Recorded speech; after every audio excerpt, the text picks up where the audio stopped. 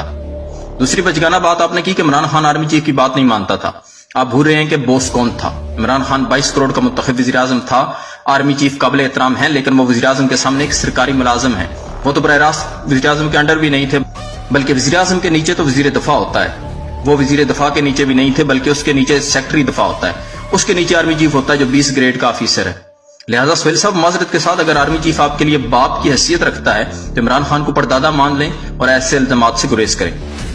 तीसरी और आखिरी बात यह कि इमरान खान के सपोर्टर आर्मी पे तनकीद क्यों करते हैं। ये वो टिपिकल माइंड सेट है जो इस मुल्क की तबाही का जिम्मेदार है। तनकीद तो हर शहरी हर किसी पे कर सकता है, कोई इदारा मुकद्दस गाय नहीं होता, कोई तनकीद से मुबर्रा नहीं हो सकता। यहाँ इदारों की तौहीन जैसे काले कानून है, आर्मी की तौहीन होती है, अदालतों की तौहीन होती है, लेकिन बाकी सैकड़ों इदारों को जो मर्जी कहें, लाखों शहादतें देने वाले और कौम की हिफाजत करने वाली पुलिस को रोज गालियां दें, खतरों में घेर कर काम करने वाले वापडा को दिन भर गालियां दें, पोस्ट ऑफिस, रेलवे, नए वगैरह को जो मर्जी कहें।